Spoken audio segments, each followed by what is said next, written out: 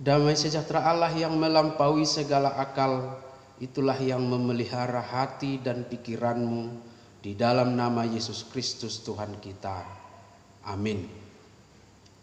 Bapak, Ibu, dan saudara-saudari jemaat yang dikasihi Tuhan Allah, firman Tuhan yang menyapa kita dalam ibadah minggu hari ini tertulis di dalam kitab Mazmur pasal 42 ayat 1 sampai dengan ayat 6. Marilah kita simak dan renungkan. Saya membacakan untuk kita demikian firman Tuhan. Untuk pemimpin biduan, nyanyian pengajaran Bani Korah. Seperti rusa yang merindukan sungai yang berair, demikian jiwaku merindukan Engkau ya Allah. Jiwaku haus kepada Allah yang hidup. Bilakah aku boleh datang melihat Allah? Air mataku menjadi makananku siang dan malam, karena sepanjang hari orang berkata kepadaku, di mana Allahmu? Inilah yang hendak ku ingat sementara jiwaku gundah gulana. Bagaimana aku berjalan maju ke dalam kepadatan manusia, mendahului mereka melangkah ke rumah Allah dengan suara sorak-sorai dan nyanyian syukur dalam keramaian orang-orang yang mengadakan perayaan. Mengapa engkau tertekan, hai jiwaku, dan gelisah di dalam diriku? Berharaplah kepada Allah, sebab aku akan bersyukur lagi kepadanya, penolongku dan Allahku. Demikian firman Tuhan. Bapak, Ibu, jemaat yang dikasihi Tuhan Allah, sampai hari ini kita sudah 5 minggu berturut-turut melaksanakan ibadah di rumah.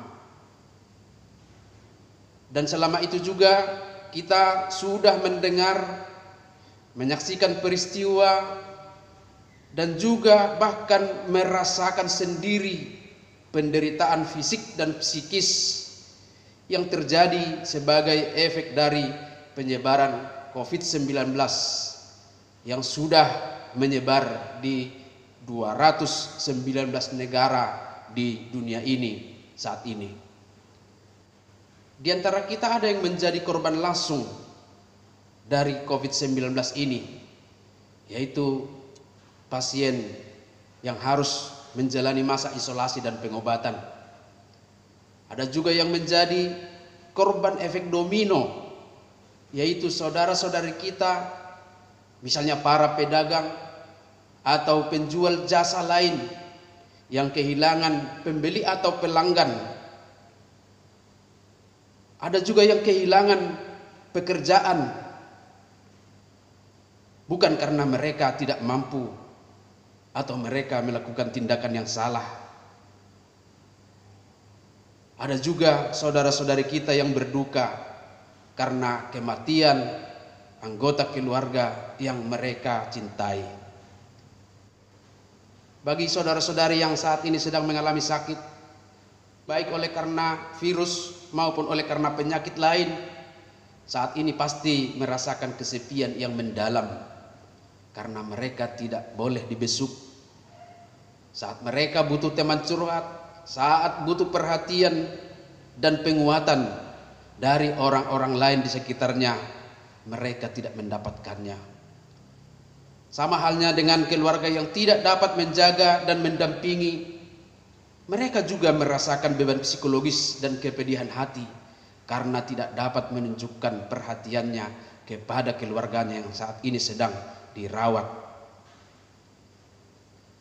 Para pedagang dan penjual jasa lainnya yang kehilangan pembeli dan pelanggan, yang kehilangan pekerjaan karena di PHK, dan yang tidak dapat bekerja sementara ini karena social distancing ataupun karena pembatasan sosial berskala besar, Mereka dalam kebingungan. Kalau tidak bekerja, bagaimana mereka melanjutkan kehidupan? Saudara-saudara kita yang ditinggal mati oleh orang yang mereka kasihi pasti mengalami kepedihan hati dan duka yang sangat mendalam. Karena selama orang yang mereka kasihi dirawat di rumah sakit, mereka tidak dapat membesuknya. Kepergiannya seperti masih dalam mimpi. Orang-orang di sekitarnya juga tidak dapat melayat. Tidak ada acara adat, tidak ada kata-kata penghiburan. Bahkan penguburannya pun tidak dihadiri oleh orang-orang yang mengasihinya. Ini benar-benar sangat menyesakkan dada. Bagi orang-orang yang masih sehat dan dapat beraktivitas, juga dilanda rasa was-was, rasa khawatir dan ketakutan. Kehidupan kita sepertinya menjadi kaku, dan seperti seorang yang sedang dimata-matai sesuatu, tetapi tidak dapat dilihat, apalagi dilawan dengan kekuatan fisik. Keadaan ini membuat kita ibarat prajurit yang kalah perang sebelum peperangan dimulai. Dalam keadaan ini pula, penderitaan ini, kesesakan dan duka cita ini seperti sedang mengejek kita, sedang mengolok-olok kita dan mengatakan, "Di mana Allahmu?" Pertanyaan dengan kalimat pendek ini bermakna sangat dalam, karena dia seperti mempertanyakan, apakah Allahmu sanggup melepaskan engkau dari penderitaanmu saat ini? Saudara-saudari jemaat yang dikasihi Tuhan Allah, kita boleh berefleksi dari pengalaman pemazmur.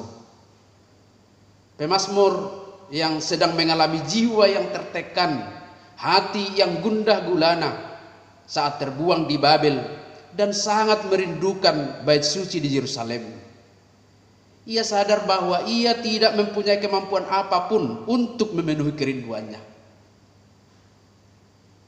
Dia tidak bisa dengan upaya dan usaha sendiri untuk kembali melihat bait suci di Yerusalem. Tetapi satu hal yang pasti adalah ia masih percaya bahwa Tuhanlah satu-satunya pengharapan. Hanya Tuhanlah yang berkuasa memenuhi kerinduannya. Ini dicatat dalam ayat 3. Di sana dituliskan, jiwaku haus kepada Allah yang hidup. Bilakah aku boleh datang melihat Allah? Kerinduannya dilukiskan seperti rusa yang merindukan sungai yang berair. Dia benar-benar meyakini dalam situasi kehidupannya Allah masih ada dan hidup untuk berkarya.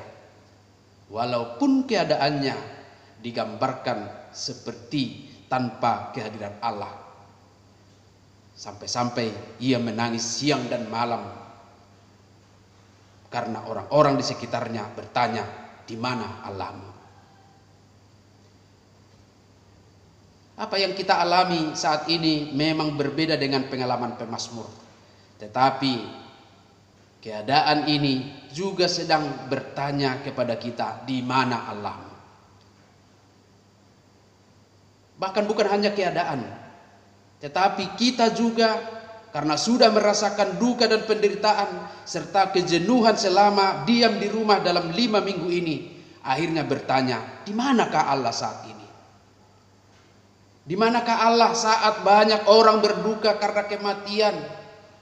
Di manakah Allah saat penyakit datang, saat kemiskinan datang, saat penderitaan datang karena virus COVID-19 ini? Saudara-saudari, rasa jenuh, rasa khawatir, rasa takut dan rasa duka itu boleh saja mengajak kita bertanya, di manakah Allah saat ini? Tetapi sesungguhnya bukan keberadaan Allah yang seharusnya kita pertanyakan sekarang. Bukan kuasa Allah yang harus kita ragukan. Yang dipertanyakan sekarang adalah, di manakah imanmu kepada Allah saat ini? Seberapa percaya engkau akan kuasanya? Sebab mungkin kebanyakan di antara kita saat ini mampu berkata percaya kepada kuasa Allah hanya karena ia sedang sehat, hanya karena di mejanya terhidang makanan, hanya karena berkecukupan, hanya karena beroleh keuntungan, hanya dalam situasi yang kondusif. Dia berkata, haleluya, puji Tuhan, Tuhan itu baik. Ingat Bapak Ibu, saudara-saudari, orang yang tidak mengenal Allah juga dapat bersuka cita karena keadaan yang baik-baik saja. Oleh sebab itu, seandainya kita harus bertanya di manakah Allah, pastikanlah pertanyaan itu adalah buah dari keyakinan kita kepadanya, bukan karena keraguan-raguan dan ketidakpercayaan kita. Maka dalam keadaan yang menyesakan ini adalah lebih baik bertanya pada diri kita sendiri, masih percayakah kepada Allah kita? Siapa tahu saudara-saudari, selama ini kita sudah lebih banyak mempercayakan hidup kita kepada apa yang kita miliki, kepada kemapanan hidup kita, kepada manusia di sekitar kita, orang-orang yang mengasihi dan mencintai kita, bukan lagi kepada Allah. Sekali lagi, hindari bertanya di manakah Allah, sebab pertanyaan itu bisa saja bermuatan keraguan-raguan, bahkan ketidakpercayaan kepada Allah.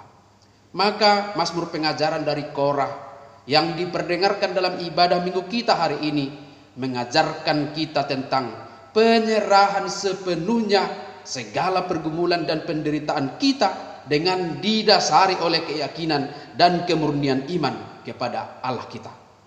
Sehingga kalau kita lihat firman Tuhan ini paralel dengan nama minggu kita, Quasimodogeniti, dan jadilah sama seperti bayi yang baru lahir, yang selalu ingin akan air susu yang murni dan yang rohani, supaya olehnya kamu bertumbuh dan beroleh keselamatan. Ini dikutip dari 1 Petrus 2 ayat 2 yang menjadi nats epistel kita hari ini.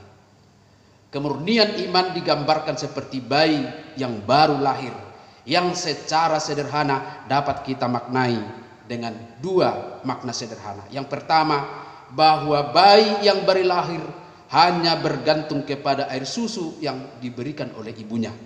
Tidak ada asupan makanan yang lain yang diterimanya selain air susu murni itu. Demikianlah kiranya kita hanya meyakini satu sumber kehidupan, satu kuasa yang memberikan jalan keluar bagi setiap pergumulan dan persoalan kehidupan kita. Kekuatan satu-satunya yaitu Allah yang sudah menyelamatkan kita melalui kebangkitan Tuhan Yesus Kristus yang baru saja kita rayakan. Dialah satu-satunya yang akan memampukan kita mengalahkan penderitaan ini. Oleh karena itu, mari tanyakan diri kita, apakah masih percaya Tuhan akan menyelamatkan? Yang kedua, bahwa bayi yang baru lahir akan terima begitu saja apa yang diberikan oleh orang tuanya atau ibunya dengan tidak pernah merasa curiga. Ia tidak pernah memikirkan bahkan meragukan kemampuan orang tuanya dalam mengasuhnya. Inilah juga yang menjadi gambaran bagi kita bagaimana kita meyakini kuasa Allah dalam hidup kita. Jangan sekali-kali ragu akan kuasa Allah dalam menolong hidup kita. Bapak, Ibu, dan saudara-saudari, gambaran sederhana ini kiranya menolong kita mengaminkan firman Tuhan, sehingga sekalipun keadaan berbanding terbalik dengan keinginan kita, kita tidak akan putus asa. Maka buat saudara-saudari yang berduka atas kematian, percayalah, pasti roh penghibur akan Tuhan utus untuk membuang rasa dukamu. Kematian memang akan datang kepada setiap orang. Nasa jolma ikon mate.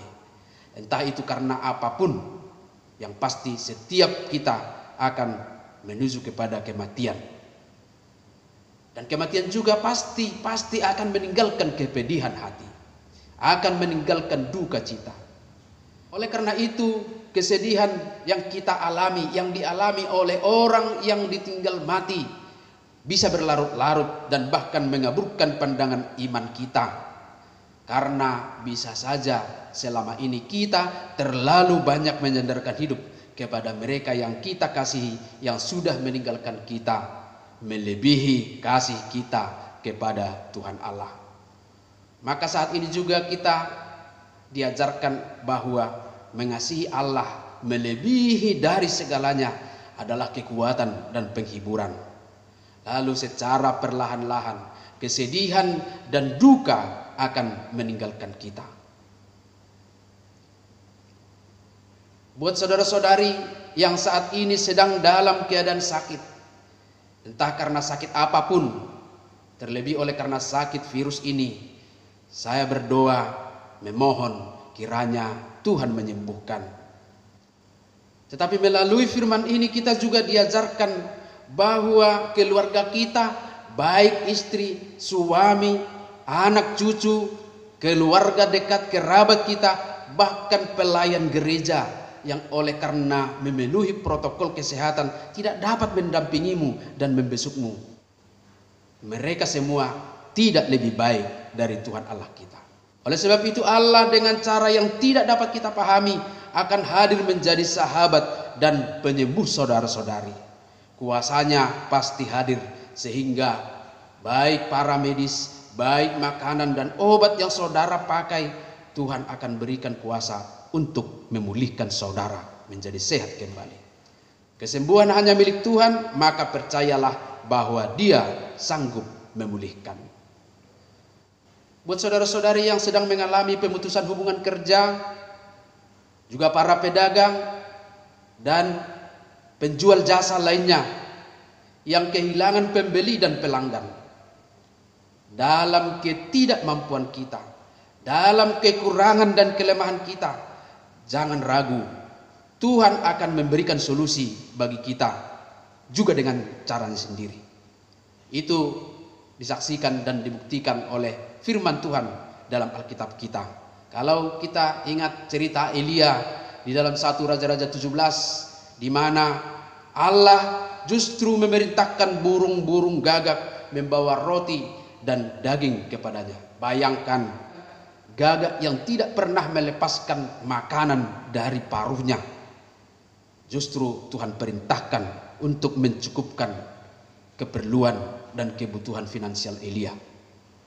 Tetapi saya masih percaya pasti Tuhan juga masih menyediakan orang-orang yang baik, yang bermurah hati, yang mau berbagi, sehingga Dia tidak perlu mengutus burung gagak untuk menjadi penolong bagi kita. Bagi kita semua yang masih boleh menikmati kehidupan ini dengan normal, firman Tuhan juga mengajarkan kita supaya kita jangan bersandar kepada apapun yang boleh kita miliki. Justru dalam kesempatan ini menjadi momen yang baik bagi kita untuk menunjukkan iman kita dengan perbuatan. Bagi yang berkecukupan, Tuhan sedang mengutus saudara untuk mau berbagi dengan yang berkekurangan.